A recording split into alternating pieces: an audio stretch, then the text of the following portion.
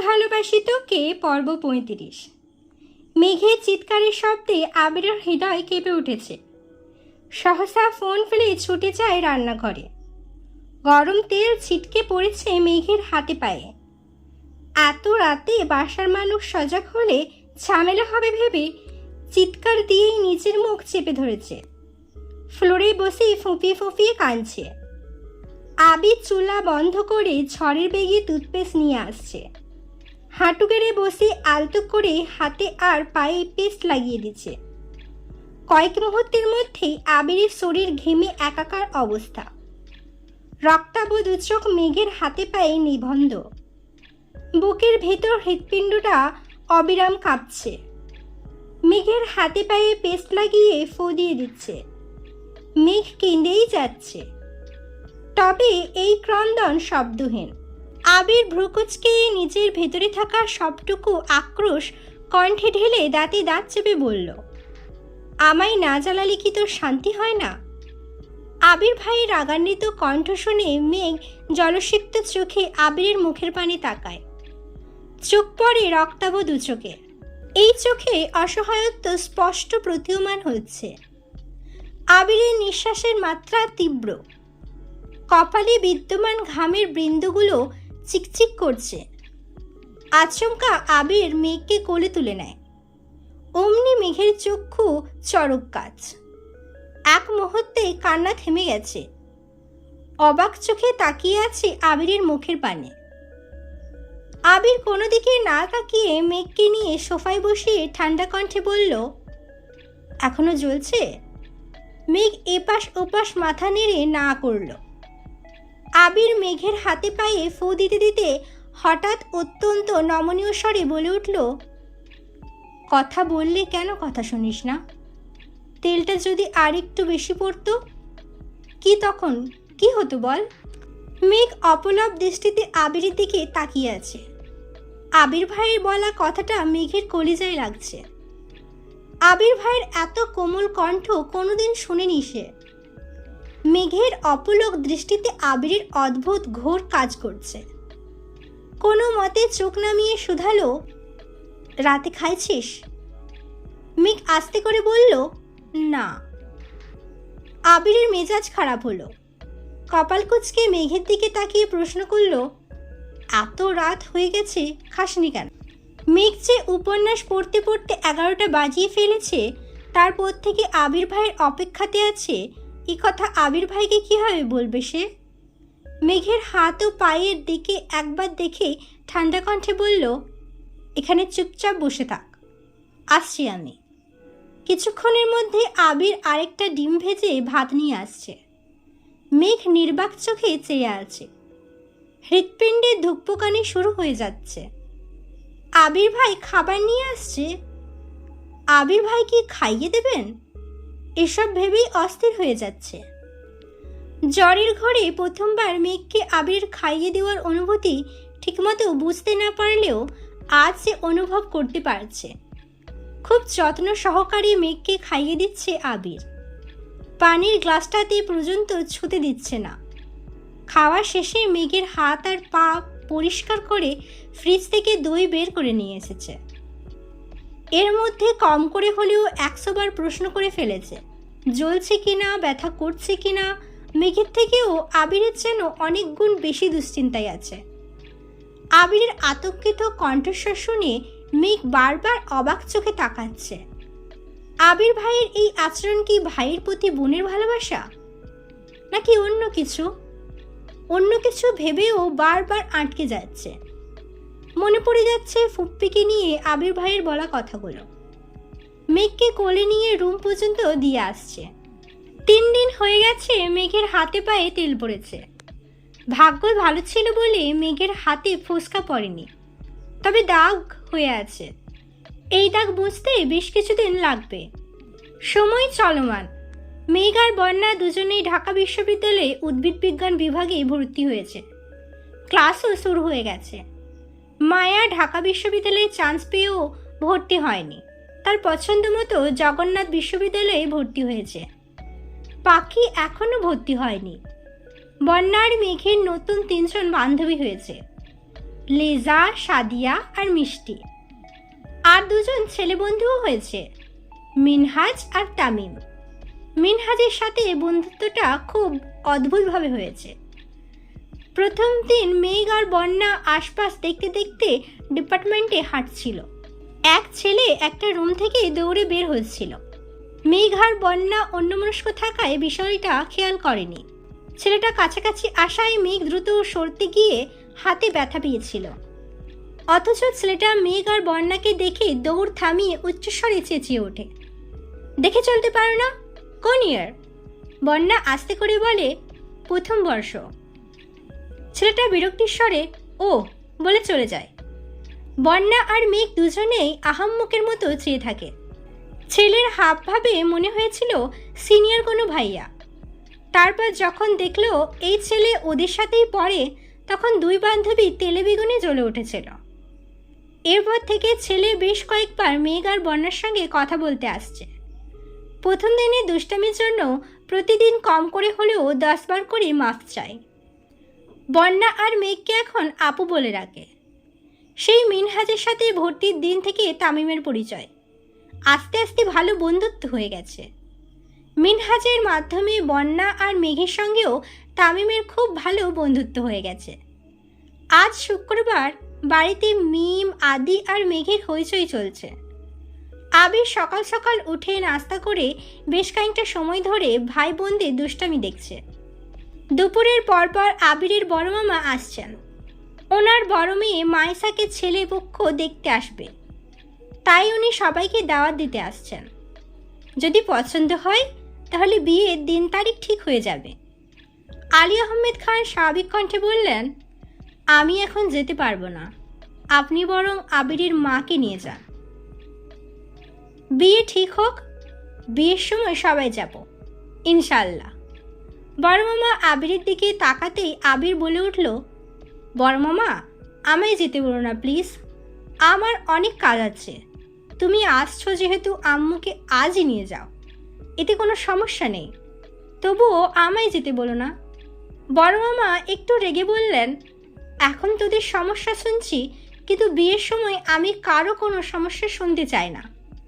আমার মেয়ের বিয়েতে সবাইকে উপস্থিত থাকতে হবে। আবির ঠান্ডা কণ্ঠে বলল, যদি চাও সবাই মায়েশা আপুর বিয়েতে উপস্থিত থাকুক, তাহলে আগামী মাসের মাঝামাঝিতে তারিখ দিও, বাকিটা তোমাদের ইচ্ছে। এই বলে আবির চলে গেছে। আগামী মাসে মিম, আদির বার্ষিক পরীক্ষা শেষ হবে, তারপর বিয়ে হলে সবাই যেতে পারবে। এজন্যই আবির বিয়ের তারিখ আগামী মাসের মাঝামাঝি দিতে বলেছে। কয়েকদিন পর সকালবেলা খাবার টেবিলে সবাই একসাথে খাবার খাচ্ছিল। আলী আহমেদ খান হঠাৎই বলে উঠলেন, আবির তোর কি কিছুদিন সময় হবে? আবির বাবার দিকে তাকিয়ে প্রশ্ন করল, কেন? আলী আহমেদ খান বললেন, তোকে রাজশাহী যেতে হতো। আবির ভাই রাজশাহী যাবে শুনেই মেঘ আঁতকে ওঠে। ঘুম থেকে উঠে আর রাতে ঘুমাতে যাওয়ার পূর্বে আবির ভাইকে দেখা মেঘের নিত্যদিনের অভ্যাসে পরিণত হয়ে গেছে। আবির ভাইকে রাজশাহী যেতে হবে শুনে অষ্টাদশীর মন সহসা খারাপ হয়ে গেছে। আবির কিছু বলার আগেই পাশ থেকে ইকবাল খান উঠে বেসিনের দিকে চলে গেছেন। আবির একবার বেসিনের দিকে দেখে পরক্ষণেই মেঘের দিকে এক পলক তাকালো। মেঘ মাথা নিচু করে বসে আছে। আবির ভারী কণ্ঠে বলল, ঠিক আছে, কবে যেতে হবে? মোজাম্মেল খান বললেন, আগামীকাল গেলে ভালো হবে। কেউ আর কোনো কথা বলছে না। তানভীর কিছু একটা বলতে গিয়েও থেমে গেছে। আবির খাবার শেষ করে অফিসের জন্য বেরিয়ে পড়েছে। বিকেলের দিকে মেঘের ঘুম ভাঙে। ফ্রেশ হয়ে বেলকানিতে দাঁড়াতেই দেখল নিচে আবির ভাইয়ের বাইক রাখা। তার মানে আবির ভাই বাসায়। মেঘ রুম থেকে বেরিয়ে আবির ভাইয়ের রুমের দরজায় পা রাখতে রাখতে ডাকল, আবির ভাই। পর্দা সরাতেই চোখে পড়ল রাকিব ভাইয়া সহ আরও 3-4টা ছেলে। মেঘ সঙ্গে সঙ্গে দরজা থেকে সরে গেছে। মেঘ ওড়না মাথায় নিতে ব্যস্ত। আবির দরজা পর্যন্ত এসে বলল, কি হয়েছে বল। মেঘ মোলায়েম কণ্ঠে বলল, ছাদে যাব, চাবিটা কি দেওয়া যাবে? আবির স্বাভাবিক কণ্ঠে উত্তর দিল, তুই দাঁড়া, আমি নিয়ে আসছি। রুমে ঢুকতেই রাকিব বলে উঠল, বাহ আবির বাহ, এখন থেকেই বউকে। এতটুকু বলতেই আবির রাকিবের মুখ চেপে ধরে বিড়বিড় করে বলল, মুখটা বন্ধ রাখ, ও বাহিরে আছে, শুনতে পাবে। উচ্চস্বরে রাসেল, লিমন, মুবারক আর শিশির বলে উঠল, ও। আবির রাকিবকে ছেড়ে ছাদের চাবি মেঘকে দিয়ে গম্ভীর কণ্ঠে বলল, 1 ঘন্টার মধ্যে নিচে আসবি। মেঘ আচ্ছা বলে যেতে নিয়ে আবার থমকে দাঁড়ালো। আবির তখনও দরজায় দাঁড়িয়ে আছে। মেঘকে দাঁড়াতে দেখে প্রশ্ন করল, আবার কি হলো? মেঘ আস্তে করে বলল, রাকিব ভাইয়া বাসায় আসছে, ভালো মন্দ খবর নেওয়া দরকার না? আবির কপাল কুঁচকে তাকালো, ধীরস্থির কণ্ঠে বলল, এখানে রাকিব ছাড়া আরও কয়েকজন আছে, সবার সাথে কথা বলার আপাতত কোনো প্রয়োজন নেই। আর তোর পক্ষ থেকে আমি রাকিবের খবর নিয়ে নেব, যা এখন।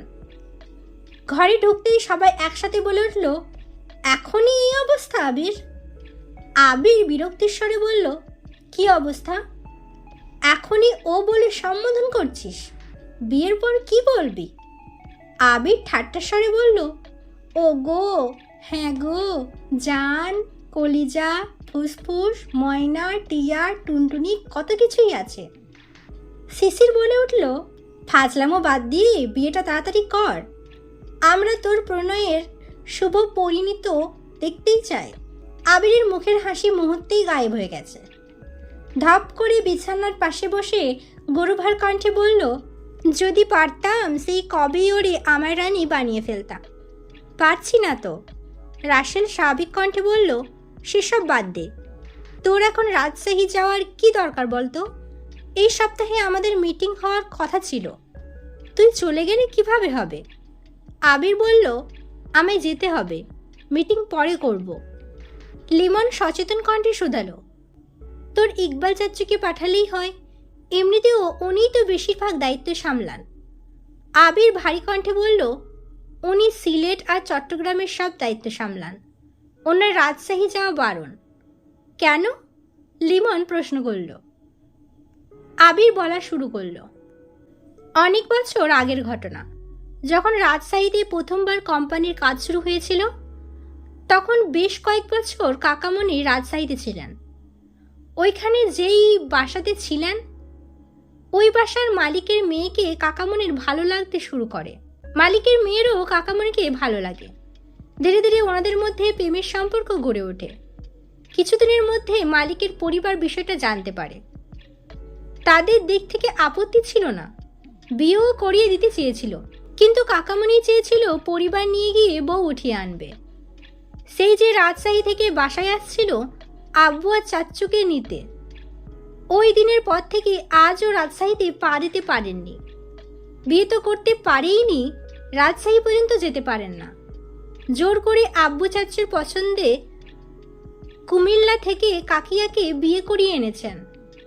মনের বিরুদ্ধে গিয়েও সংসারে মনোযোগ দিতে হয়েছিল।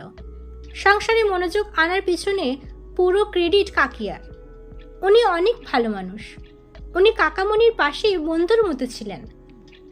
এখনো পর্যন্ত রাজশাহীর বেশিরভাগ কাজ চাচ্চু করেন, এই প্রথম আমি যাব। শিশির দীর্ঘশ্বাস ছেড়ে বলল, তোর কি হবে রে আবির?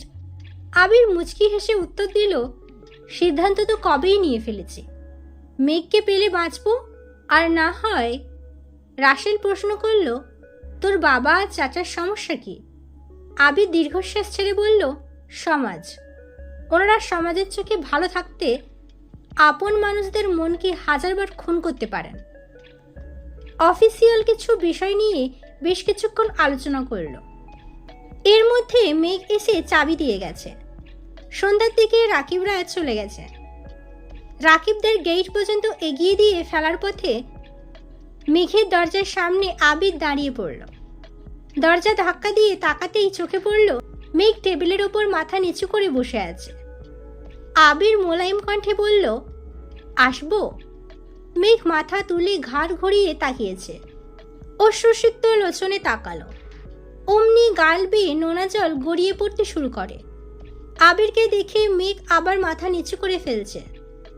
আবির এগিয়ে এসে মেঘের পাশে দাঁড়িয়ে প্রশ্ন করল, চা খাবি নাকি কফি? এমন প্রশ্ন শুনে পুনরায় মুখ তুলে আবিরের মুখের পানে তাকালো। এই যে সে কান্না করছে, কই এটুকু সান্ত্বনা দেবে কি না? মেঘ মেঘ মনে মনে ভাবছে, কখন কি বলতে হয় এই বেটা কিছুই জানে না। মেঘের বৃহৎ অক্ষি যুগল আবিরের চোখে নিবন্ধ, গাল বেয়ে এখনো নোনা জল গড়িয়ে পড়ছে। আবিরের ওষ্ঠোধ্যায় কিছুটা প্রশস্ত হলো, কণ্ঠ খাদে নামিয়ে বলল, এই যে কান্না করছিস, একটু পরই তো মাথা ব্যথা শুরু হবে। তুই নিজের চিন্তা নাই করতে পারিস, আমার তো করতে হবে। মেঘ সিক্ত আঁখিতে তাকিয়ে প্রশ্ন করল, আপনার চিন্তা করতে হবে কেন? আবির একটু ভেবে বলল, কাঁদতে কাঁদতে যদি চোখে অন্ধকার দেখিস, তখন সবাই তোকে কানি বলবে। তানভীরের কত কষ্টই না হবে যখন সবাই ওকে কানির ভাই বলবে। আবির সশব্দে হাসছে, আর মেঘ নির্বাক চোখে তাকিয়ে আছে। আবির হাসি থামিয়ে বলল, চা খাবি নাকি কফি খাবি এটা বল, তারপর কান্না করিস। মেঘ কপাল গুটিয়ে বলল, কফি। আবির মুচকি হেসে বলল, গুড গার্ল, এবার কান্না শুরু কর। আমি আসার আগ পর্যন্ত কানবি, 1 সেকেন্ডের জন্য থামবি না। রেডি? মেঘ আহাম্মকের মতো চেয়ে আছে। আবির হাসতে হাসতে রুম থেকে বেরিয়ে গেছে। এই ছিল আমি একটু ভালোবাসি তোকে পর্ব 35। পরবর্তী পর্বগুলো শোনার জন্য আমার চ্যানেলটিকে সাবস্ক্রাইব করুন, বেল আইকন বাটন ক্লিক করে রাখুন এবং লাইক করবেন, কমেন্ট করবেন, শেয়ার করবেন। নিজের খেয়াল রাখবেন। আল্লাহ হাফিজ। আমি তো ভালোবাসি তোকে পর্ব 36। কিছুক্ষণের মধ্যেই আবির 2 কাপ কফি নিয়ে আসছে। কফির কাপ দুটা টেবিলের উপর রেখে পকেট থেকে একটা গাঁদা ফুল বের করে মেঘের কানে গুঁজে দিল। আবিরের কর্মকাণ্ড দেখে মেঘ অভিভূতের ন্যায় চেয়ে আছে, নিষ্ফলক দৃষ্টি তার। আবির ভাই নিজের হাতে কানে ফুল গুঁজে দিচ্ছে। এটা অনুভব করতেই মেঘের হৃৎপিণ্ড দিক বিদিক ছুটাছুটি শুরু করে দিয়েছে। আবিরের প্রতি অষ্টাদশী এতটাই আসক্ত হয়ে গেছে যে দিবারাত্রি শুধু আবির ভাইকে নিয়েই স্বপ্ন দেখে। তাই কোনটা বাস্তব আর কোনটা কল্পনা সেটাই মাঝে মাঝে গুলিয়ে ফেলে। আবির মেঘের দিকে তাকিয়ে শান্ত কণ্ঠে বলল, মাশাআল্লাহ, আমার ফুল ছেঁড়াটা সার্থক হলো। মেঘ জানালার গ্লাসের দিকে তাকিয়ে নিজেকে দেখল। এলোমেলো কালো চুলের মধ্যে হলুদ রঙের ফুলটা অসম্ভব সুন্দর লাগছে। পরক্ষণে নিজের চোখ মুখের দিকে নজর পড়তে গ্লাস থেকে দৃষ্টি সরিয়ে নিল। কান্নার তোপে মুখমণ্ডল লাল হয়ে গেছে। নিচের বিষণ্ণ মুখশ্রী দেখতে কারোরই ভালো লাগে না। আবির ঠান্ডা কণ্ঠে বলল, কফিটা খা। আবির কফির কাপ হাতে নিয়ে বিছানার পাশে বসেছে। কফির কাপে 2 চুমুক দিয়ে রাশভারী কণ্ঠে বলে উঠল, নিজেকে এতটা উৎপীড়িত ভাবিস না। মুখ লুকিয়ে কান্না তারাই করে যাদের নিজের প্রতি কোনো আস্থা নেই। মেঘের নিস্তব্ধতা দেখে আবির দীর্ঘশ্বাস ছেড়ে পুনরায় বলল, তুই যত কাঁদবি মানুষ তাকে আরো বেশি কাঁদাতে চাইবে। কিছু মানুষের কাজই হলো অন্যের দুর্বল জায়গাতে আঘাত করা। ভার্সিটিতে পড়ছিস, নতুন বন্ধু হচ্ছে, আর যাই করিস কখনো নিজের দুর্বলতা কারো কাছে প্রকাশ করবি না। মেঘ মনোযোগ দিয়ে কফি খাচ্ছে আর আবিরের কথা শুনছে। আবির ভাইয়ের প্রতি অষ্টাদশীর নিষিদ্ধ প্রেমানুভূতি এতটাই প্রখর হতে শুরু করেছে যা প্রকাশ করতেও সাহস পাচ্ছে না, প্রকাশ না করেও থাকতে পারছে না। যতবারই ভাবে আবির ভাইকে নিজের মনের কথা বলবে, ততবারই ফুপ্পির কথা মনে পড়ে যায়। ফুপ্পির কথা মনে হলেই শুধু কান্না পায়। আবির ভাই রাজশাহী চলে যাবে শুনে এমনিতেই মন খারাপ ছিল। তার মধ্যে সন্ধ্যাবেলা জান্নাত আপু কল দিয়েছে। জান্নাত আপুর ফোন দিয়েই ফুপ্পির সাথে কথা বলেছে। ফুপ্পির কান্না শুনে মেঘও কান্না শুরু করে দিয়েছে। বারবার শুধু মনে হয়, এই বাড়ির মানুষগুলো এত নিষ্ঠুর কেন? আব্বু, বড় আব্বু কিভাবে পারছেন বোনকে রেখে এতগুলো বছর কাটাতে? ওনাদের কলিজা কি একটা বাড়ির জন্য কেঁপে ওঠে না? তানভীর ভাইয়াতেও মেঘের সাথে এত বছর যাবৎ এমনটাই করে আসছেন। যদি জানতে পারি মেঘ আবিরকে ভালোবাসে, তাহলে আব্বু বড় আব্বুর মতো দুই ভাই নিশ্চিত এমন আচরণই করবে। এসব ভেবেই মেঘ কাঁদছিল। মেঘ আস্তে করে বলল, জান্নাত আপু কল দিয়েছিল। আবির ঠান্ডা কণ্ঠে জবাব দিল, আমি জানি। ফুপ্পুর সাথে তোর কথা হয়েছে এটাও জানি। মেঘ শীতল কণ্ঠে শুধালো, ফুপ্পি কি আমাদের বাসায় আসবেন না? ফুপ্পির জন্য আমার খুব কষ্ট হচ্ছে। কথাটা বলেই মেঘ আবারও কান্না শুরু করে দিয়েছে। আবির অত্যন্ত ধীর কণ্ঠে বলে উঠল, তুই এক মাসেই এত অধৈর্য হয়ে যাচ্ছিস, অথচ ফুপ্পি 28 বছর যাবৎ এই কষ্ট সহ্য করেই বেঁচে আছে। ফুপ্পি কিছু বললে তুই যদি সঙ্গে সঙ্গে কান্না শুরু করিস, তখন তো ফুপ্পি আরো বেশি ভেঙে পড়বেন। নিজেকে আগে শক্ত কর। ফুপ্পির সাথে খুব শীঘ্রই সম্পর্ক ঠিক করার চেষ্টা করব। একটু থেমে আবার বলল, ফুপ্পির সাথে কথা বললে একটু সাবধানে বলিস, বাড়ির কেউ যেন কোনোভাবে কিছু বুঝতে না পারে। মেঘ শীতল কণ্ঠে জবাব দিল, আচ্ছা। আবির আবারও কিছুটা সময় নিয়ে মেঘকে বোঝানোর চেষ্টা করলো। তারপর নিজের রুমে চলে যেতে আসছে। আবির নিজের রুমে ব্যাগ গোছাচ্ছিল। হঠাৎ তানভীর দরজা থেকে ডাকলো, ভাইয়া আসবো? আয়। তানভীর কয়েক কদম এগিয়ে বিছানার পাশে দাঁড়ালো। আবির শার্ট ভাঁজ করতে করতে প্রশ্ন করল, কিছু বলবি? হ্যাঁ, বল। বনুরা ইদানিং মিনহাজ আর তামিম নামের দুটো ছেলের সঙ্গে কথা বলে। ওরা একই ডিপার্টমেন্টে পড়ে। তুমি কি এই বিষয়ে কিছু জানো? আবির ধীর কণ্ঠে উত্তর দিল, জানি। তাহলে কিছু বলছো না কেন? আবির নিশ্চুপ। তানভীর পুনরায় বলল, আমি ছেলে দুটোর খোঁজ নিয়েছি।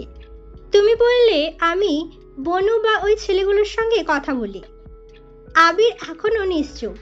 সে ব্যাগ গুছোতে ব্যস্ত। তানভীর আবারও বলল, ভাইয়া আমি কি ওদের ওয়ার্নিং দিব? আবির ভারী কণ্ঠে বলল, কোনো প্রয়োজন নেই।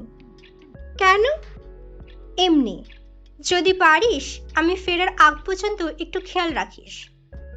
তা তো রাখবই, কিন্তু তুই যা এখন। তানভীর রুম থেকে বেরিয়ে গেছে।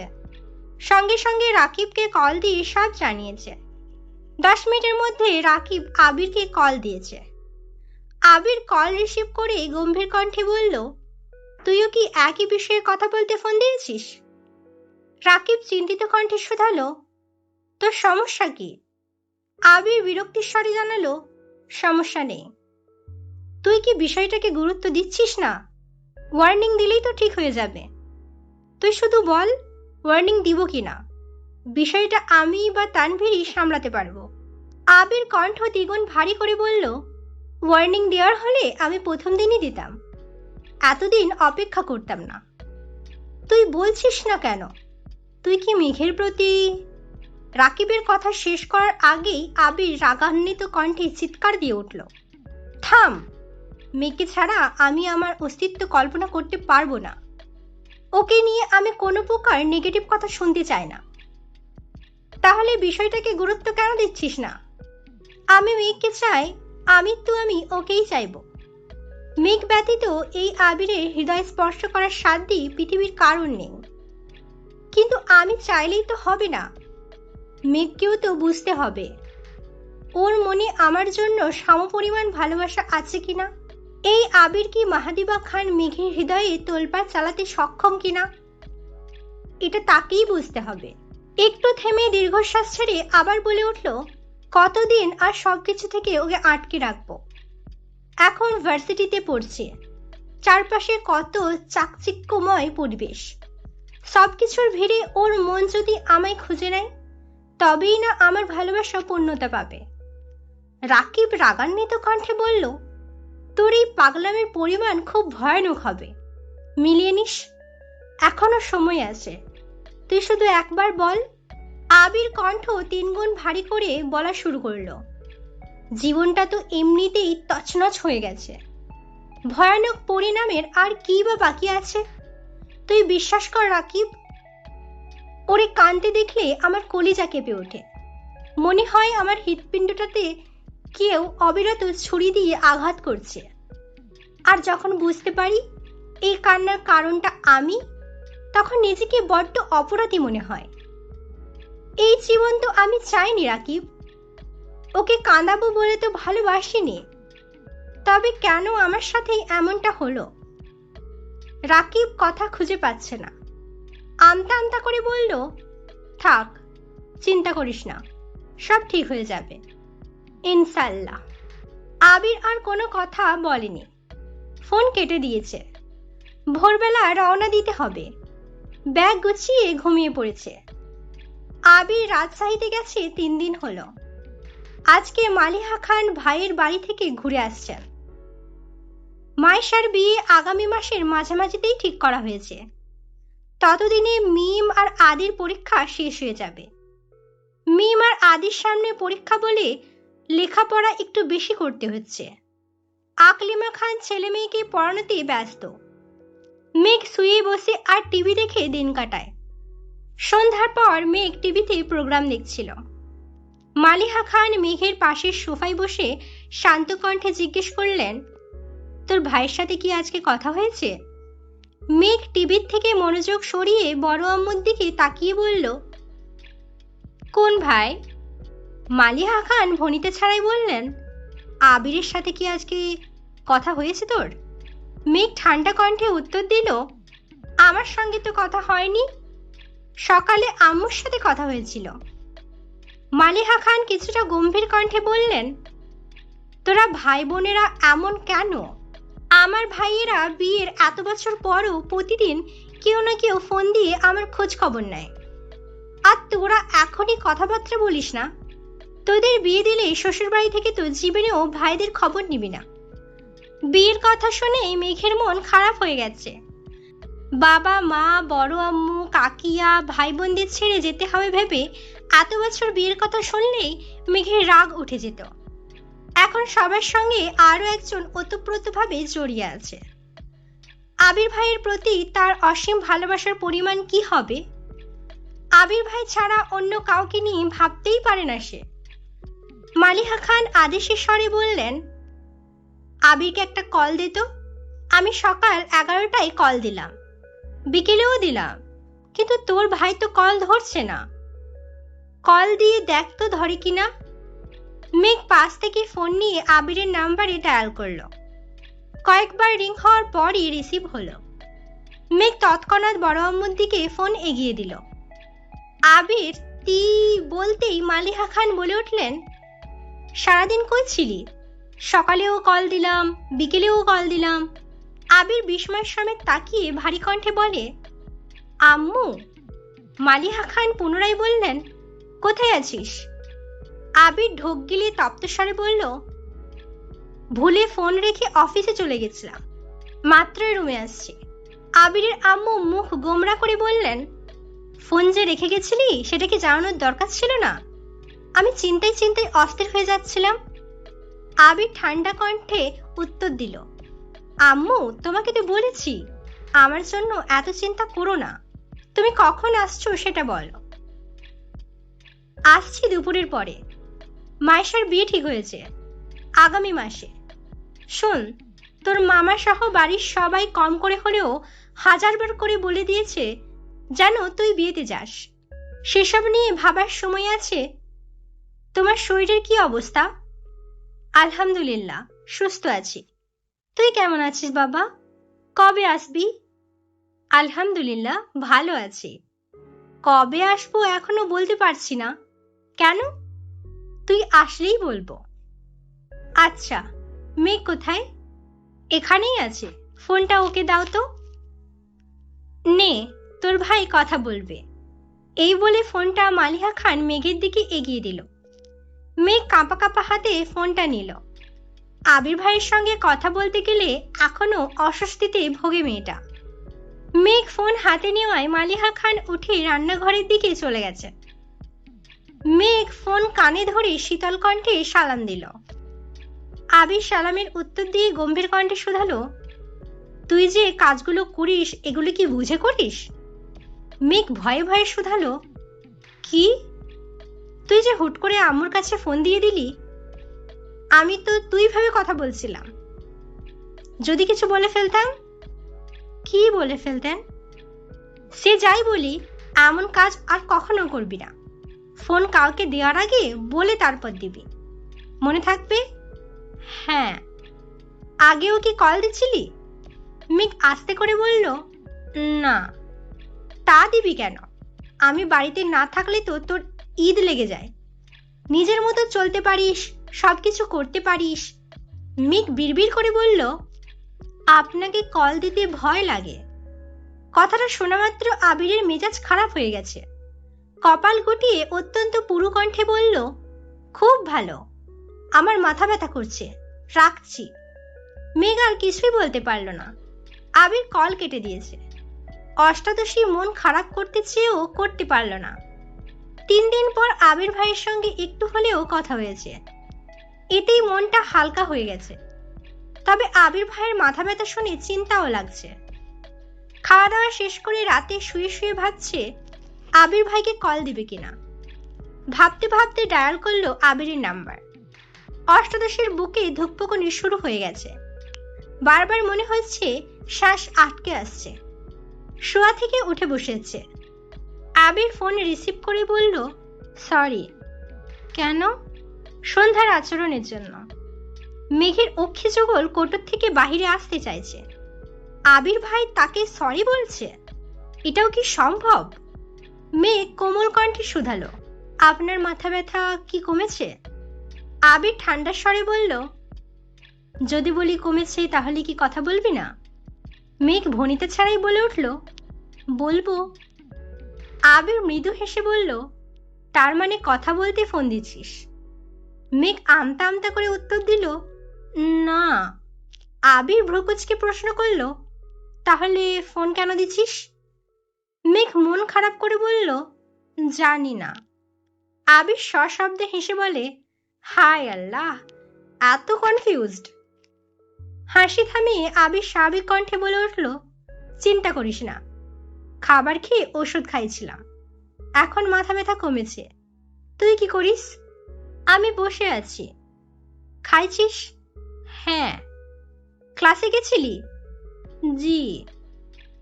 মেঘ মোলায়েম কণ্ঠে বলল, আবির ভাই। সেই সুপরিচিত কণ্ঠে আবির বলে, মেঘ চোখ বন্ধ করে সেই শব্দটা অনুভব করার চেষ্টা করল। তারপর ঢোক গিলে নিজেকে সংযত করে প্রশ্ন করল, আপনি বাসায় আসবেন কবে? আবির নিজের চুল ঠিক করতে করতে বলল, বাসার কেউ তো আমার কথা মনে করেই না, তাই ভাবছি এখানেই থেকে যাব। আবিরের কথায় মেঘের অভিমান হলো। মেঘ বিছানা থেকে নেমে বেলকনিতে গিয়ে দাঁড়ালো। নিচে রাখা আবিরের বাইকটা দেখে মুচকি হেসে বলল, আচ্ছা, সাবধানে থাকবেন। দোয়া করি ভালো থাকুন, রাখছি। আবির উচ্চস্বরে বলে উঠল, এই ওয়েট। মেঘ মৃদু হেসে শুধালো, কি বলবেন? আবির দীর্ঘশ্বাস ছেড়ে উত্তর দিল, কাজ শেষ করতে পারলে পরশু চলে আসবো, ইনশাল্লাহ। মেঘ ভাব নিয়ে প্রশ্ন করল, কেন? ওইখানে থাকবেন না? আবির দাঁত চিবিয়ে চিবিয়ে উত্তর দিল, সেটা সময় বলে দেবে। মেঘ মোলায়েম কণ্ঠে বলল, আমি মজা করছিলাম, সাবধানে থাকবেন, এখন রাখছি।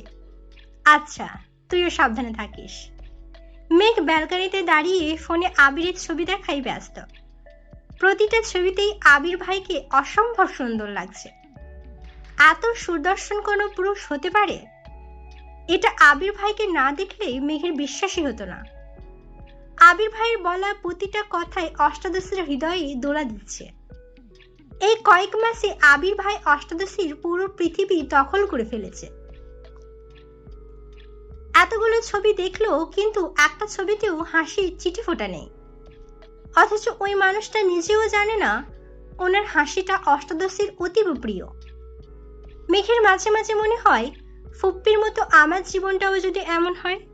পরক্ষণে ভাবে, ফুপার মতো আবির ভাই কি কোনোদিন ভালোবাসবে না আমায়?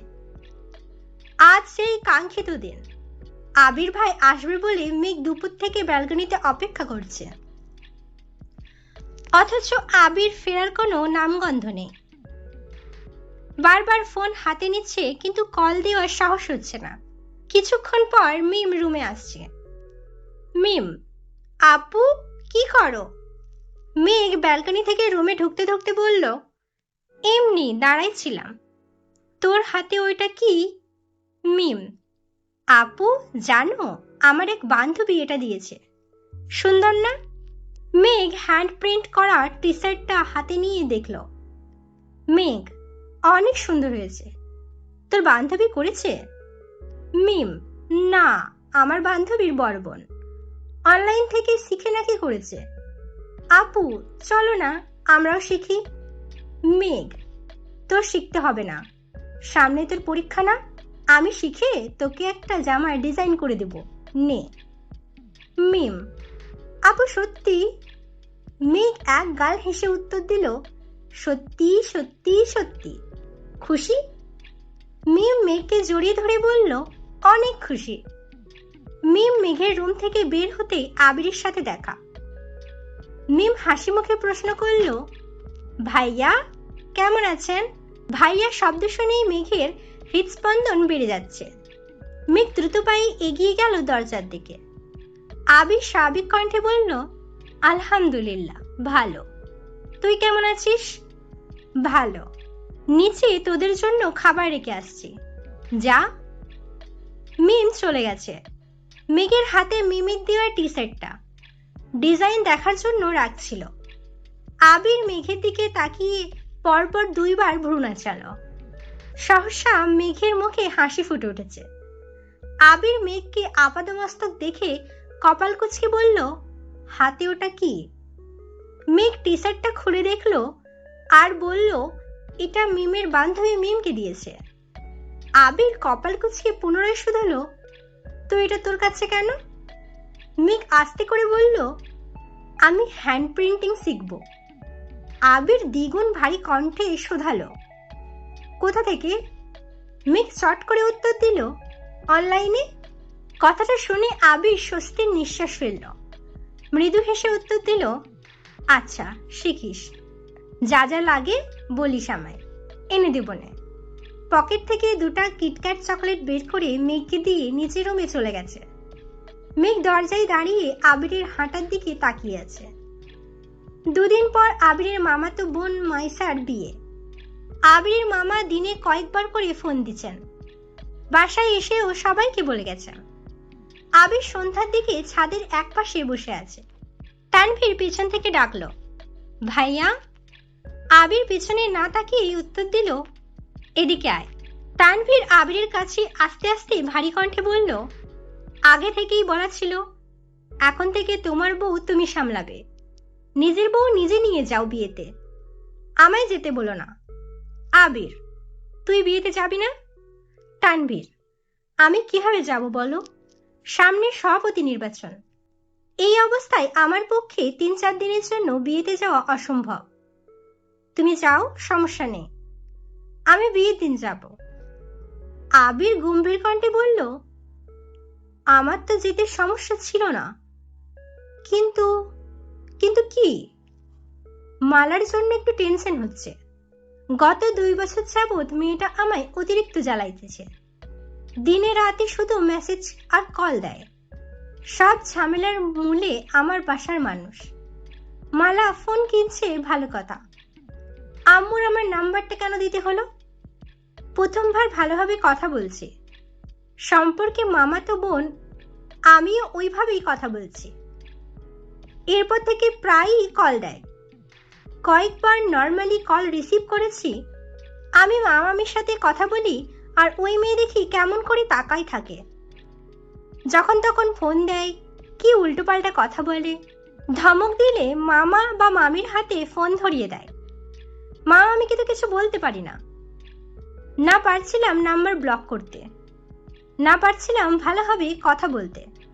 এখন তো বিয়ের জন্য ওই বাড়িতে যেতে হবে। ওই মেয়ের আচরণ দেখে তোর বোন না আবার হাইপার হয়ে যায়, এই চিন্তায় ভালো লাগছে না। এত কাহিনী তো আমায় বলনি। অসহ্যকর বিষয় নিয়ে আলোচনা করতেও আমার অসহ্য লাগে। তানভীর একটু ভেবে বলল, ভাইয়া ভেবো না, তোমার একটা থাপ্পড় খাইলেই সব ঠিক হয়ে যাবে। আবির বিরক্তির স্বরে জানালো, বাসায় যেদিন আসছিল ওই দিনই থাপ্পড় দিতে ইচ্ছে হয়েছিল। তোর বোন ব্যতীত আমি স্বইচ্ছায় কোনো মেয়েকে ছুতেই চাই না বলে ওই মেয়ে এখনো আমার থাপ্পড় খায়নি। এখন কি করবা? আবির দীর্ঘশ্বাস ছেড়ে বলল, যদি মালার কারণে মেঘের চোখ থেকে এক ফোঁটা পানিও পড়ে, মালার খবর আছে, আমি ভুলে যাব সে আমার বোন হয়। তানভীর ভীত স্বরে বলে, ভাইয়া তোমার রাগটা কন্ট্রোল করে রাখো প্লিজ। বনুরে মালার থেকে দূরে দূরে রাখো, আর পারলে বনুরে একটু সময় দিও। এই ছিল আমৃত্যু ভালোবাসি তোকে পর্ব 36। পরবর্তী পর্বগুলো যদি আমার কণ্ঠ শুনতে চান অবশ্যই আমার চ্যানেলটিকে সাবস্ক্রাইব করবেন এবং বেল আইকন বাটন ক্লিক করে রাখবেন নোটিফিকেশন পাওয়ার জন্য। লাইক করবেন, কমেন্ট করবেন, শেয়ার করবেন এবং নিজের খেয়াল রাখবেন। আল্লাহ হাফেজ। আমৃত্যু ভালোবাসি তোকে পর্ব 37। তানভীরের সাথে বেশ কিছুটা সময় কথা বলে আবির নিচে চলে আসছে। মেঘ সোফায় বসে টিভি দেখতেছে। ড্রয়িং রুমে আর কেউ নেই। আবির মেঘকে দেখেও না দেখার মতো করে রান্নাঘরে চলে গেছে। নিজের জন্য কড়া করে 1 কাপ কফি করেছে। কফির কাপটা হাতে নিয়ে আবির সিঁড়ির দিকে যাচ্ছে। মেঘ কপাল কুঁচকে এক দৃষ্টিতে আবির ভাইকে দেখছে। আবিরের মনের ভেতরে দুশ্চিন্তাগুলো চেহারায় ভেসে উঠেছে। অষ্টাদশী আবিরের তামাটির চেহারা দেখে বোঝার চেষ্টা করছে আবির ভাইয়ের কি হয়েছে। মেঘ একবার ভাবছে জিজ্ঞেস করবে, কিন্তু সাহসও হচ্ছে না। আবির সিঁড়ি পর্যন্ত যেতেই মালিহা খান নিজের রুম থেকে বের হতে হতে আবিরকে ডাকলেন। আবির সিঁড়ির পাশে দাঁড়িয়ে পড়েছে। মালিহা খান সোফায় এসে বসলেন। আবিরের দিকে তাকিয়ে বললেন, তোর সাথে কথা আছে। আবির নির্বিকার কণ্ঠে বলল, আম্মু, তুমি যে বিষয় নিয়ে কথা বলতে চাচ্ছ সেই বিষয় নিয়ে আমি কথা বলতে চাই না বলেই রাজশাহী থেকে ফেরার পর থেকে তোমার সাথে দূরত্ব রেখে চলছে। কথা বলতে চাই না বললেই কি সব কিছু এড়িয়ে যেতে পারবি? তোর কি বিয়ের বয়স হয়নি? বিয়ে কি করবি না? আবির তপ্ত স্বরে জানালো, বিয়ে করার সময় হলে নিজেই তোমাদের বলবো। মালিহা খান শুষ্ক কণ্ঠে বলে উঠলেন, আমি আমার ছেলের এই রূপ দেখব বলে ছেলেকে বিদেশে পাঠাইনি। তোকে এত মনমরা দেখতে আমার ভালো লাগে না। আমি চাই তুই বিয়ে কর। একটু থেমে পুনরায় বললেন, জান্নাত মেয়েটাকে আমার খুব ভালো লাগছিল।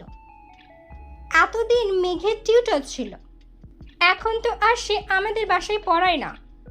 মেয়েটার খোঁজ নিতে তো সমস্যা নেই। আবির নিশ্চুপ। মেঘ হাঁ করে তাকিয়ে আছে বড় আম্মুর মুখের পানে। মেঘের চোখে মুখে দুশ্চিন্তার ছাপ। কিভাবে বলবে জান্নাত আপুর যে বিয়ে হয়ে গেছে, তাও আবার আসিফ ভাইয়ের সঙ্গে। মেঘ সহসা আবিরের মুখের পানে তাকালো। মালিহা খান মেঘের দিকে তাকিয়ে বললেন, তোর কাছে জান্নাতের নাম্বার আছে? মেঘ বলে, জান্নাত আপুর? মেঘের কথার মাঝে আবির বলে ওঠে, ওর কাছে নাম্বার থাকবে কোথা থেকে? তুমি কি শুরু করেছো আম্মু? মেয়েটা পড়াতে আসছিল, পড়াইছে, আলহামদুলিল্লাহ মেঘ চান্স পাইছে। মেয়েটাকে দাওয়াত দিয়ে খাওয়াতে চাইছো, গিফট দিতে চাইছো, সব ইচ্ছেই পূরণ করা হলো। এরপরও এই বিষয় নিয়ে কথা কেন ওঠে? মেঘ আহাম্মকের মতো আবিরের দিকে চেয়ে আছে। বলে দিলেই হয় জান্নাত আপুর বিয়ে হয়ে গেছে। আবির মেঘের দিকে চোখ রাঙিয়ে ইশারা করল যাতে কিছু না বলে। আবির দীর্ঘশ্বাস ছেড়ে পুনরায় বলল, সামনে মায়েশা আপুর বিয়ে, তুমি বরং সেদিকে মনোযোগ দাও। আর বিয়ে বাড়িতে গিয়ে কোনোভাবে আমার বিয়ের কথা তুললে আমি কিন্তু সঙ্গে সঙ্গে বিয়ে বাড়ি থেকে চলে আসব। কথাটা মাথায় রাখো। মেইন গেট থেকে ভেতরে 2 কদম এগিয়ে আলী আহমেদ খান উচ্চস্বরে বললেন, হয়েছেটা কি? মা ছেলের মধ্যে কি নিয়ে মনোমালিন্য চলছে? আবির মায়ের দিকে তাকিয়ে ধীর কণ্ঠে বলল, আব্বুকে কিছু বলবা না কিন্তু। বাবার দিকে তাকিয়ে গম্ভীর কণ্ঠে বলল, কিছু না। আবির চলে গেছে। বড় আব্বুকে দেখে মেঘও টিভি বন্ধ করে চলে যাচ্ছে। আলী আহমেদ খান সোফায় বসতে বসতে মালিহা খানকে শুধালেন, কি হয়েছে? মালিহা খান মনমরা হয়ে উত্তর দিলেন, কি আর হবে, বিয়ের কথা বলছিলাম এজন্য রাগারাগি করছে। আলী আহমেদ খান ভারী কণ্ঠে বললেন, তুমি ছেলেরে আর কিছু বইল না, মাথাটা একটু ঠান্ডা হোক, আমি কথা বলবো। মালিহা খান শীতল কণ্ঠে বললেন, ঠিক আছে। আজ মাইশার গায়ে হলুদ। মালিহা খান আর আলী আহমেদ খান গতকালই বিয়ে বাড়িতে চলে গেছেন। মালিহা খান মাইশাদের বড় ফুপ্পি, তাই ওনার দায়িত্বটাও একটু বেশি। আরও আগেই যাওয়ার কথা ছিল, কিন্তু অসুস্থতার কারণে আলী আহমেদ খান স্ত্রীকে একা ছাড়তে রাজি নন। ডাক্তার দেখিয়ে গতকাল উনি নিজেই নিয়ে গেছেন। তানভীর ব্যতীত বাকিরা আজ বিয়ে বাড়িতে যাবে। আগে থেকেই বলা, আবির ইকবাল খানের গাড়ি নিয়ে যাবে। মামনি, কাকিয়া, মেঘ, মিম আর আদিকে নিয়ে যাওয়ার দায়িত্ব আবিরের। মোজাম্মেল খান আর ইকবাল খান অফিস করে বিকেলের দিকে রওনা দেবেন। সকাল থেকে সাকিব আবিরকে কলের পর কল দিয়েই যাচ্ছে, যেন যত তাড়াতাড়ি সম্ভব বিয়েবাড়িতে উপস্থিত হয়। সকালের নাস্তা করে ইকবাল খান আর মোজাম্মেল খান অফিসের উদ্দেশ্যে বেরিয়ে পড়েছেন। বাকিরা রেডি হচ্ছে। গায়ে হলুদের পাঞ্জাবি শাড়ি নেওয়ার দায়িত্ব ছিল আবিরের। নিজের কিছু জামাকাপড় সহ সব ব্যাগ গাড়ির ডিকিতে রাখতে গিয়ে হঠাৎ কিছু একটা মনে করে বাড়ির ভেতরে ঢুকছে আবির। মিম, আদি, মামনিরা ততক্ষণে রেডি হয়ে মেঘকে ডাকতে ডাকতে বেরিয়ে পড়েছেন। কাকিয়া আবিরকে জিজ্ঞেস করলেন, আবার কোথায় যাচ্ছিস? উত্তরে আবির জানালো, ওয়ালেটটা রুমে ফেলে আসছি, তোমরা গাড়িতে বসো, আমি এখনই আসছি। হালিমা খান পুনরায় ডেকে বললেন, মেঘ রেডি হলো কিনা একটু দেখিস তো।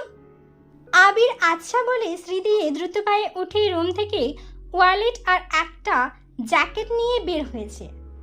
জ্যাকেটটা পরে ওয়ালেটটা চেক করতে করতে মেঘের দরজা পর্যন্ত এসে ডাকলো, আর কতক্ষণ লাগবে তোর? আবিরের কণ্ঠ শুনে মেঘ চমকে ওঠে। ত্রস্ত ঘুরে দাঁড়ালো সে। সঙ্গে সঙ্গে বিছানা থেকে জ্যাকেট টেনে গায়ে জড়িয়ে নিয়েছে। মেঘের হুড়োহুড়ি কর্মকাণ্ডে আবির মেঘের দিকে তাকালো। মেঘের গায়ে এমনভাবে জ্যাকেট চড়ানো দেখে আবির কয়েক সেকেন্ডের জন্য স্থির দৃষ্টিতে তাকায়। মেঘ চিবুক নামিয়ে দাঁড়িয়ে আছে। মেঘ কালো রঙের একটা গ্রাউন পরেছে, সাথে আবিরের গিফট করা একটা গর্জিয়াস হিজাবও পরেছে। মেঘকে দেখতে এত মায়াবী আর মোহময় লাগছে যে আবির দৃষ্টি সরাতে পারছে না। মেঘকে আপাতমস্তক দেখে আবির মেঘের আটকে ওঠার কারণটা বোঝার চেষ্টা করল। যদিও কিছু বুঝতে পারেনি, তবুও আবির চোখ নামিয়ে সরি বলে রুম থেকে বের হতে যাচ্ছিল। মেঘ অস্বস্তি কাটিয়ে ডাকল, আবির ভাই। আবির দরজার বাইরে থেকে উত্তর দিল, মিমকে একটু ডেকে দেবেন প্লিজ। আবির ব্যালকনি থেকে ড্রয়িং রুমে একবার তাকালো, কোথাও কেউ নেই। আবির উচ্চস্বরে জানালো, সবাই বের হয়ে গেছে, মিমও গাড়ির কাছে চলে গেছে। কোনো সমস্যা? আমি কি কোনোভাবে হেল্প করতে পারবো? মেঘ কি করবে বুঝতে পারছে না। মিমকে বেশ কয়েকবার ডেকেছে, আদি আর মিম হই হল্লোড় করে বেরিয়ে গেছে, তাই মেঘের ডাক মিম আর শোনেনি। আবির ভাইকে বলবে কিনা বুঝে উঠতে পারছে না। মেঘকে নিস্তব্ধ থাকতে দেখে আবির পুনরায় মেঘের রুমে ঢুকেছে। আবির রুমে ঢুকতেই মেঘ আটকে উঠল, বৃহৎ চোখে তাকালো। আবির ভ্রুকুচকে প্রশ্ন করল, কি হয়েছে? মেঘ চিবুক নামিয়ে নিল। মেঘ এখনো জ্যাকেট জড়িয়েই দাঁড়িয়ে আছে। অষ্টাদশীর অশান্ত মন কেমন করে কাঁপছে, কথা আটকে আসছে। মাথা নিচু করে অনেক কষ্টে বলল, জামার চেইনটা লাগাতে পারছি না। আবির স্বাভাবিক ভঙ্গিতে মেঘের কাছে এগিয়ে এলো। আবিরের আগানোতে অষ্টাদশীর হৃৎস্পন্দনের মাত্রা বাড়তে শুরু করেছে। আবির মেঘের কাছাকাছি দাঁড়িয়ে শান্ত কণ্ঠে বলল, ওইদিকে ঘুর। মেঘ না চাইতেও আবিরের দিকে পিঠ করে দাঁড়ালো। জ্যাকেটটা ধরে রাখার শক্তিটুকু পাচ্ছে না। আবির জ্যাকেটে হাত দিতেই মেঘ জ্যাকেটটাকে ছেড়ে দিয়েছে। পরিচিত নিলে আবির তাড়াতাড়ি জ্যাকেটটা ধরে বিছানার উপর রাখলো। হিজাব দিয়ে সম্পূর্ণ পিঠ ঘোরা। আবির অতি সন্তর্পণে পিঠ থেকে হিজাবটা সরায়। সহসা অষ্টাদশীর উজ্জ্বল বর্ণের পিঠ উন্মুক্ত হয়। না চাইতেও আবিরের নজর পড়ে সেই অচ্ছদ পৃষ্ঠে, যেখানে পাশাপাশি দুইটা কৃষ্ণবর্ণের বিউটি স্পট ঝলমল করছে। আবির ঢোক গেলে দৃষ্টি সরিয়ে নিল। আবিরের বক্ষ পিঞ্জরে আবদ্ধ হৃৎপিণ্ডটা দিকবিদিক ছুটছে, যেন পাঁজরের হাড় ভেঙে বেরিয়ে আসবে এক্ষুনি। আবিরের সর্বাঙ্গ ঘামতে শুরু করেছে। আবিরের হাত কাঁপছে। অন্যদিকে তাকিয়ে কাঁপা কাঁপা হাতে জিহ্বার স্লাইডারে ছুতে গেলে উষ্ণ হস্তের 3 আঙ্গুল মেঘের উন্মুক্ত পিঠ স্পর্শ করে। আবির আর মেঘ দুজনের গাত্র এবার একসঙ্গে কম্পিত হলো। আবিরের স্পর্শে অষ্টাদশীর অঙ্গে অব্যক্ত শিহরণ জাগছে। মেঘের প্রতিটা শিরা উপশিরায় তুফান শুরু হয়ে গেছে। কয়েক সেকেন্ডের ব্যবধানে শরীরের প্রতিটা লোম দাঁড়িয়ে পড়েছে। মেঘ চোখ বন্ধ করে তাকিয়ে আছে, তবে তার দাঁড়িয়ে থাকার শক্তি ক্রমশ কমে আসছে। আবির তাড়াহুড়ো করে স্লাইডার টেনে ওপরে উঠিয়ে দ্রুত পায়ে রুম থেকে বের হয়ে গেছে। সিঁড়ি দিয়ে নামতে নামতে পরনের জ্যাকেটটা খুলে ফেলল। মনে হচ্ছে সারা শরীর থেকে গরম বাতাস বের হচ্ছে। চোখের সামনে বারবার প্রেয়সীর উন্মুক্ত পৃষ্ঠ ভেসে উঠছে। নিচে এসে চেয়ার টেনে বসে এক নিঃশ্বাসে 1 গ্লাস পানি শেষ করলো। দীর্ঘশ্বাস ছেড়ে নিজেকে ধাতস্থ করার চেষ্টা করলো। পকেটে থাকা ফোনটা অবিরত ভাইব্রেট হচ্ছে। ফোন বের করে কল রিসিভ করলো। সাকিব কল দিয়েছে। কথা বলতে বলতে মেইন গেট পেরিয়েছে। মামনি আর কাকিয়া গাড়িতে বসে আছেন। মিম আর আদি ছুটোছুটি করছে। কে সামনে বসবে সেটা নিয়েই 2 ভাই বোন বিবাদ করছে। আবিরকে বের হতে দেখেই দুজন শান্ত হয়ে গেছে। অন্যদিকে আবিরের প্রস্থানের পরপরই অষ্টাদশী ধপ করে বিছানায় বসে পড়েছে। উন্মুক্ত পৃষ্ঠে আবির ভাইয়ের স্পর্শ অনুভব করতেই বারবার শিহরিত হচ্ছে মেঘের গাত্র। যাও ভেবেছিল জ্যাকেটটা পরবে, কিন্তু এখন মনে হচ্ছে গ্রীষ্মের প্রখর রোদে পুড়ছে তার দেহ। কিছুক্ষণের মধ্যেই নিচে নামলো মেঘ। আবির গেটে তালা ঝুলিয়ে গাড়ির কাছে আসতেই শুনতে পেল 3 ভাই বোনের কথোপকথন। 3 জনের সামনে বসার জন্য উঠে পড়ে লেগেছে। আবির সেদিকে মনোযোগ না দিয়ে ড্রাইভিং সিটে বসে পড়ল। আকলিমা খান গাড়ির ভেতর থেকে ডাকলেন, কি রে, তোরা কি গাড়িতে উঠবি? মেঘ বাকিদের উদ্দেশ্যে বলছে, শোন, আবির ভাই যেই রাগী, গাড়িতে বসে ঘাড় ঘোরালেই দিবে মার। তোরা কি ওর সামনে বস, আমি বরং পিছনেই বসবো। মেঘের কথা শুনে মিম আর আদি দুজন দুজনের দিকে তাকালো। আদি দৌড়ে এসে মায়ের পাশে বসে পড়েছে। আদির পিছন পিছন মিমও ছুটে এসে বলছে, আমিও আম্মুর সাথে যাব। মেঘ মনমরা হয়ে বলল, কি আর করার, তাহলে তো আমাকেই সামনে বসতে হবে। ওপরে ওপরে মনমরা ভাব দেখালেও মনের ভেতরে তার রাজ্য জয়ের খুশি। আদি একগাল হেসে বলল, মেঘাপু, তুমিই বরং সামনে বসো। মেঘ যে মনে মনে তাই চাইছিল, এটা তো আর তারা জানে না। আবির ভাই গাড়ি চালাবে আর মেঘ পিছনে বসবে, তা হতেই পারে না। গতকাল রাত থেকেই প্ল্যান করে রেখেছে, যেভাবেই হোক তাকে সামনেই বসতে হবে। মেঘ মিটিমিটি হেসে গাড়িতে উঠেছে। আবির এতক্ষণ বেখেয়ালি থাকলেও পুরো ঘটনায় সে মনোযোগ দিয়ে শুনেছে। গাড়ির জানালা দিয়ে বাহিরের দিকে তাকিয়ে হাত দিয়ে মুখ ঢেকে মুচকি হাসল। আবির চাইলেই সবার মধ্যে মেঘকে সামনে বসতে বলতে পারত। মেঘ যে নিজে থেকে আবিরের পাশে বসার চেষ্টা করছে, এতেই আবিরের মন প্রশান্তিতে ভরে উঠেছে। দিনকে দিন মেঘের করা পাগলামিগুলো আবিরকে তার প্রেয়সীর প্রতি আরও বেশি আসক্ত করে তুলছে। খানবাড়ির রাজপুত্র আর রাজকন্যারা ঢাকা থেকে ত্রিশালের উদ্দেশ্যে যাত্রা শুরু করেছে। আবিরের মামার বাড়ি ময়মনসিংহ বিভাগে ত্রিশালে। যানজট পেরিয়ে আসতে অনেকটাই সময় লেগে যায়। আবির পূর্ণ মনোযোগ দিয়ে গাড়ি চালাচ্ছে। মেঘ একবার রাস্তার দিকে দেখছে, মাঝে মাঝে আর চোখে আবিরকেও দেখছে। আবিরের দিকে যতবার তাকায় ততবারই বাসার ঘটনার কথা মনে পড়ে যায়। প্রতিবারই অষ্টাদশী লজ্জায় নুইয়ে পড়ে। আকলিমা খান আর মালিহা খান সাংসারিক আলোচনা করতে ব্যস্ত। গাজীপুর চৌরাস্তা পেরিয়ে কিছুক্ষণ যাওয়ার পর আবির গাড়ির কাছ নামিয়ে দিয়েছে। শীতল পরিবেশ, রাস্তার পাশে বিশাল আকৃতির গাছ। মেঘ এক মনে তাকিয়ে সেসব দৃশ্য দেখছে আর আপন মনে কত কি ভাবছে। অষ্টাদশীর অশান্ত মনে ছুটোছুটি করছে কত শত প্রেমময় বার্তা। আচমকা আবির রাস্তার পাশে গাড়ি থামাতে মেঘসহ বাকিরাও চমকে ওঠে। আবির মামনি আর কাকের উদ্দেশ্যে বলে, তোমরা একটু বসো, আমি আসছি। 5 মিনিটের মধ্যে একটা শপিং ব্যাগ আর কিছু খাবার নিয়ে গাড়িতে উঠেছে।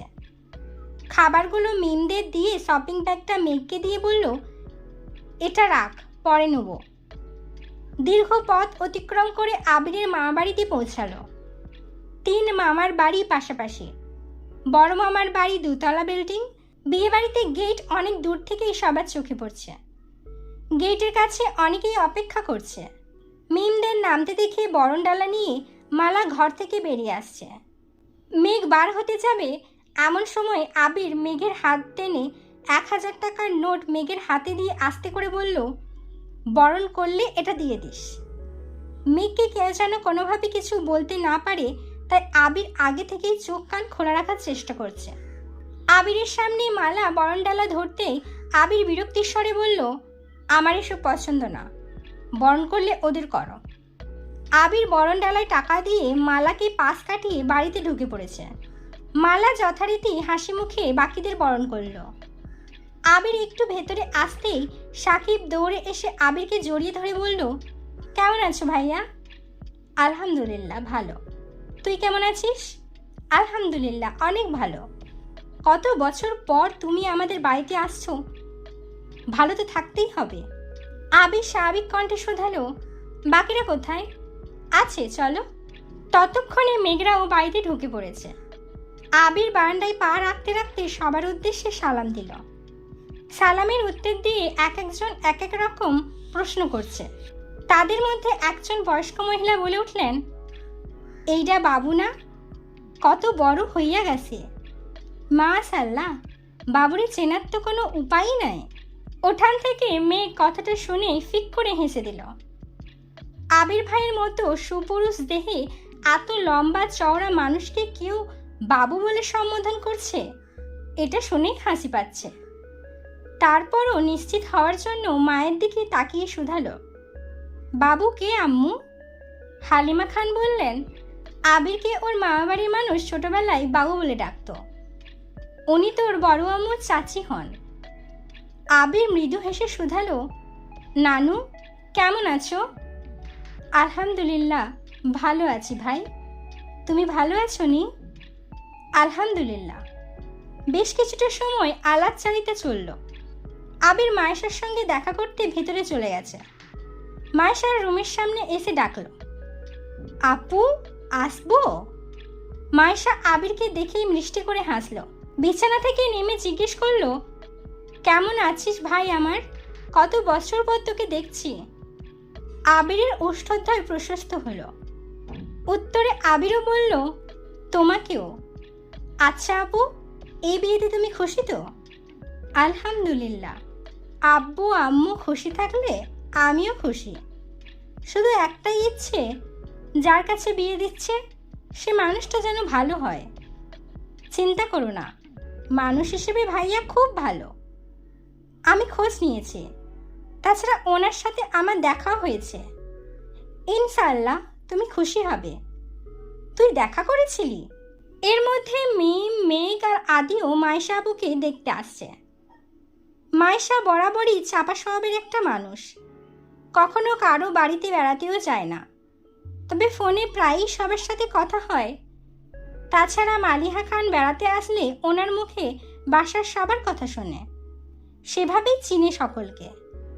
আবির ভ্রুকুচকে শোধালো, কেন, ভাইয়া কি তোমায় বলেনি? কথা বলি না তো। বিয়ে ঠিক হওয়ার পর একদিন কথা হয়েছিল।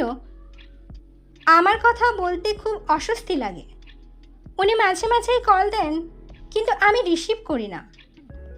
আবির শপিং ব্যাগ আর নিজের পকেট থেকে একটা চিঠি বের করে মায়েশাপুর হাতে দিয়ে বলল, তুমি কথা বলো না বলে তোমার জামাই মাঝ রাস্তায় দাঁড়িয়ে থেকে আমাকে দিয়ে পাঠাইছে। এটা পড়ে ওনাকে কল দিতে বলেছে। মেঘ উত্তেজিত কণ্ঠে বলল, রাস্তায় ওই লোকটা কি আপুর বর ছিল? আবির মেঘের দিকে তাকিয়ে ওপর নিচ মাথা নাড়ল। মেঘ মুচকি হেসে বলল, মাশাআল্লাহ, আপু ভাইয়া কিন্তু কিউট আছে। মায়েশা লজ্জায় আড়ষ্ট হয়ে যাচ্ছে। মায়েশা কিছু বলার আগেই আবির মেঘকে উদ্দেশ্য করে গম্ভীর কণ্ঠে বলে, হয়েছে তোর, আর পাকামি করতে হবে না। আপুর হাজবেন্ড আপু বুঝবে, তোরা যা এখন। মেঘ, মিম আর আদি রুম থেকে বেরিয়ে যাচ্ছে। আবির পা বাড়াতেই মায়েশা আবিরের হাতে চিমটি কেটে আস্তে করে বলল, আমার জামাইরে কিউট বলেছে, তাতে তোর এত জলে কেন? কাহিনী কি, কি চলে? তখনই রুমে মালার আগমন হলো। আবির মালাকে দেখে থমথমে কণ্ঠে জবাব দিল, কিছু না। মালা বলল, ভাইয়া কেমন আছো? ভালো। আবির মায়েশার থেকে বিদায় নিয়ে চলে গেছে। আবির সাকিবের সঙ্গে থাকবে, তাই গাড়ি থেকে ব্যাগ নামিয়ে সাকিবের রুমে গেল। সাকিব আর মালারও সম্পর্ক চাচাতো ভাই বোন। মেঘ, মিম, দিশা, স্মৃতি ওরা চারজন এক রুমে থাকবে বলে ঠিক করেছে। দিশা মালার আপন ছোট বোন, স্মৃতি সাকিবের ছোট বোন। খাওয়া দাওয়া করে বিকেলের দিকে চার কাজিন মিলে পুরো বাড়ি ঘুরে দেখছিল। বিয়ে বাড়ি মানেই হইচই।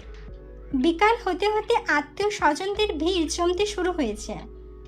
মেঘ, মিম আগেও কয়েকবার এসেছিল, তবে সেসব ছোটবেলার ঘটনা, এখন আর কিছুই মনে নেই তাদের।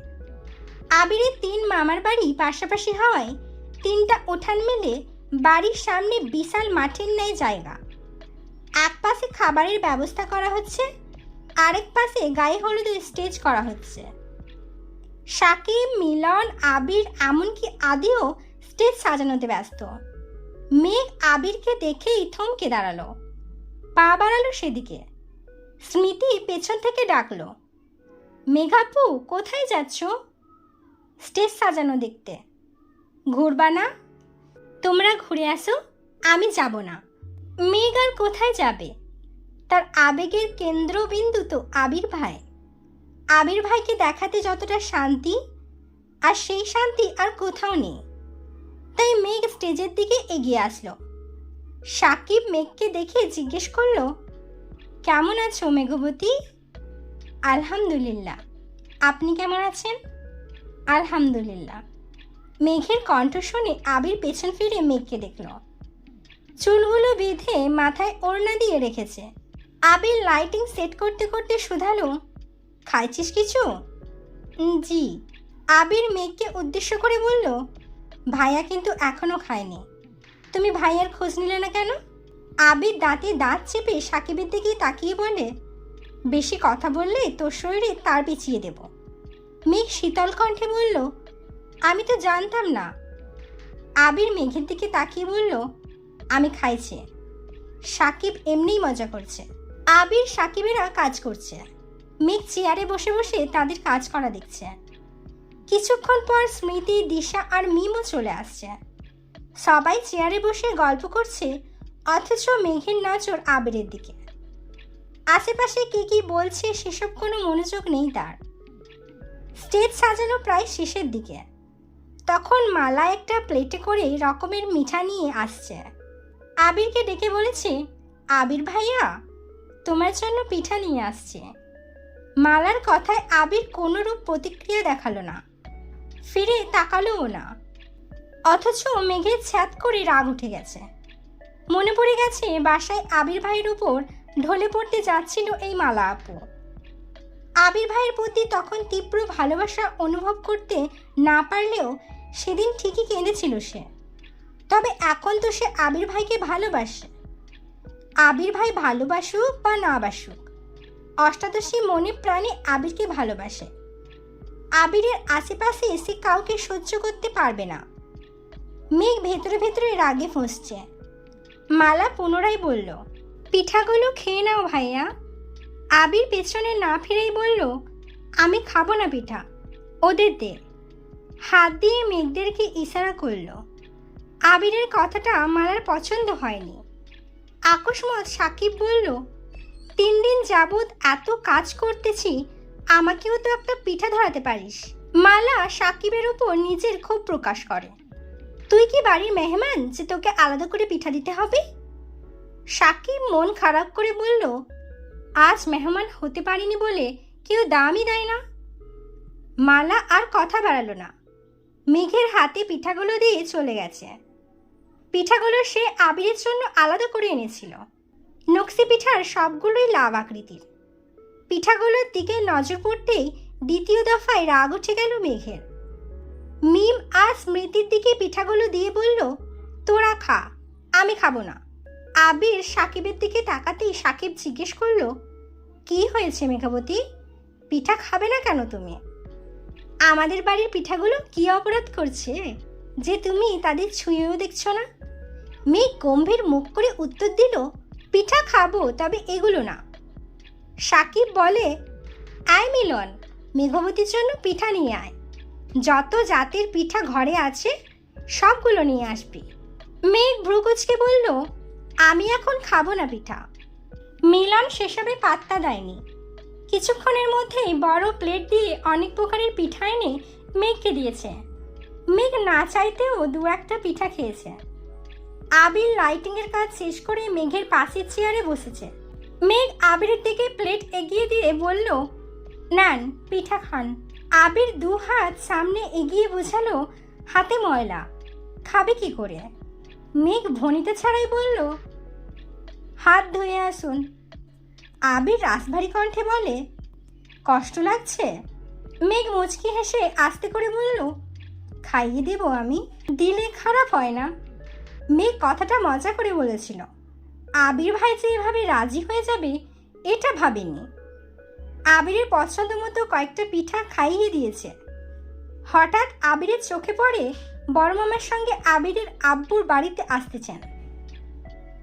আবির মেঘকে বলে, আর খাবো না, তুই খা। আবির তৎক্ষণাৎ চেয়ার থেকে উঠে স্টেজে চলে গেছে। স্টেজের বাকি কাজ করছে। আবির ভাইয়ের অকস্মাৎ পরিবর্তন দেখে মেঘ ভ্রুকুচকে তাকিয়ে রইল। মনে মনে ভাবছে, এই ব্যাটার সমস্যা কি? মাঝে মাঝে মনে হয় ওনার মতো রোমান্টিক মানুষ এই পৃথিবীতে আর একটাও নেই। আবার মাঝে মাঝে মনে হয় ওনার মতো পাষাণ আর একটাও নেই। উনি এমন কেন? আলী আহমেদ খান মিম আর মেঘকে দেখে হাসি মুখে প্রশ্ন করলেন, তোমরা কখন আসছো? বড় আম্মুর কণ্ঠস্বরে মেঘের ধ্যান ভাঙে। মিম স্বাভাবিক কণ্ঠে বলে, দুপুরের দিকে আসছি বড় আব্বু। আবিরের বড় মামা শুধালেন, খাওয়া দাওয়া করেছো নাকি শুধু পিঠাই খেতে দিয়েছে তোমাদের? মেঘ আলগোছে হেসে উত্তর দিল, আমরা এসেই ভাত খেয়েছি, এখন আবার পিঠা খাচ্ছি। মামা পুনরায় বললেন, বাড়িটাকে নিজের বাড়ি মনে করবে, যা ইচ্ছে হবে নিজের হাতে নিয়ে খাবে, সেটা গাছের কোনো ফলই হোক অথবা ঘরের কোনো খাবার। মিম আর মেঘ একসঙ্গে বলল, আচ্ছা বড় মামা। হঠাৎ করেই বাড়ির পরিবেশ বদলে গেছে। হই হল্লোড় যেন 3 গুণ বেড়ে গেছে। মায়েশার শ্বশুরবাড়ি থেকে বেশ কয়েকজন গায়ে হলুদের শাড়ি, মেহেন্দি আরও কি নিয়ে আসতেছে। আবির আগন্তুকদেরকে কয়েক মুহূর্ত পর্যবেক্ষণ করল। 4-5টা অল্পবয়স্ক মেয়ের সাথে 5-7টা ছেলে। মালা গেটের সামনে গিয়ে তাদের বরণ করছে। স্মৃতি আর দিশাও গেটের কাছে চলে গেছে। মিম যেতে নিলেই আবির ধমক দেয়। আবিরের ধমকে মিমের সঙ্গে সঙ্গে মেঘও কেঁপে উঠেছে। আবির মেঘ আর মিমকে উদ্দেশ্য করে বলল, তোরা এখন রুমে যা। মেহমান যাওয়ার আগ পর্যন্ত তোদের এক বোনের ছায়াও যদি আমি দেখি তাহলে খবর আছে বলে রাখলাম। মেঘ মাথা নিচু করে বলল, আব্বুকে হলুদ লাগাবো না? আবির বিরক্তির স্বরে বলল, রাতে লাগাইস, এখন যা। মেঘ আর মিম দুজনেই মাথা নিচু করে একে অপরকে অভিযোগ জানাতে জানাতে রুমে চলে গেছে। এতদিন তানভীর ভাইয়া এমন করেছে, মিম আর মেঘ দুজনকেই অতিরিক্ত শাসনে রেখেছে। এবার তানভীর আসেনি, তাই ভেবেছিল একটু আনন্দ করবে। সব আনন্দে আবির ভাই পানি ঢেলে দিল। সন্ধ্যার পরপরই মেহমান চলে গেছে। মাইশা আপু মিম আর মেঘকে খুঁজে না পেয়ে দিশাকে দিয়ে ডেকে পাঠাইছে। মাইশা আপুর 4 জন বান্ধবী এসেছে, মালা আপুরও 3টা বান্ধবী এসেছে, এছাড়াও খালাতো মামাতো বোনেরা তো আছেই। সন্ধ্যার পর থেকেই বাড়িতে শাড়ি পরার ধুম পড়েছে। মিম আর মেঘ বিছানায় একপাশে বসে সবার সাজগোজ দেখছে। মায়েশা আপু বারবার দুজনকে শাড়ি পরতে বলছে। মিম শাড়ি দু চোখে সহ্য করতে পারে না, কিন্তু সবার শাড়ি পরা দেখে মেঘের খুব ইচ্ছে করছে শাড়ি পরতে। তবে আজ পর্যন্ত কখনো শাড়ি পরেনি সে, তাই শাড়ি সামলাতে পারবে না ভেবে ভয় পাচ্ছে। মায়েশা আপুর এক বান্ধবীকে দেখে হঠাৎ মেঘের রাকিবের গার্লফ্রেন্ডের কথা মনে পড়ে গেল। জান্নাত আপুর বিয়েতে কত সুন্দর করে সেজে আসছিল। রাকিব ভাইয়ের গার্লফ্রেন্ডকে দেখে সেদিন মেঘেরও শাড়ি পরতে ইচ্ছে হয়েছিল, তবে আজ আর সাহস পাচ্ছে না। আচমকা মায়েশা আপু মেঘের দিকে তাকিয়ে জোর গলায় বললেন, মেঘ তুমি কিন্তু শাড়ি পরবে, একদম না শুনবো না। পরবে মানে পরবেই। আপু আমি তো কখনো শাড়ি পরিনি, তোমার যেভাবে সুবিধা হবে সেভাবেই পরানো হবে, তুমি চিন্তা করো না। মিমের এসব শাড়ি পরা দেখতে দেখতে আর ভালো লাগছে না। মেঘ শাড়ি পরবে শুনে মন খারাপ করে রুম থেকে বেরিয়ে গেছে। মেঘও রেডি হতে ওয়াশরুমে গেছে। মায়েশা আপু মিটিমিটি হাসছে। মায়েশা আপুর বেস্ট ফ্রেন্ড জিজ্ঞাসা চোখে চেয়ে প্রশ্ন করলো, কি রে হাসছিস কেন? মায়েশা আশেপাশে দেখে বান্ধবীর কানে বিড়বিড় করে বলল, আবিরের কথা বলছিলাম না তোকে, ওর চাচাতো বোন মেঘ। আমি শিওর আবির মেঘকে পছন্দ করে, কিন্তু কিছু বলতে পারছে না। মেঘকে শাড়ি পরাচ্ছি যাতে আবিরের রিয়াকশন বুঝতে পারি, বুঝলি? এই ছিল আমিত্তু ভালোবাসি তোকে পর্ব 37। আমার বলা আমিত্তু ভালোবাসি তোকে পর্বগুলি যদি আপনার পছন্দ হয় অবশ্যই আমার চ্যানেলটিকে সাবস্ক্রাইব করবেন এবং বেল আইকন বাটন ক্লিক করে রাখবেন নোটিফিকেশান পাওয়ার জন্য। লাইক করবেন, কমেন্ট করে বলবেন আমার বলা পর্বগুলো আপনার কেমন লাগছে। সুস্থ থাকবেন, ভালো থাকবেন, নিজের খেয়াল রাখবেন।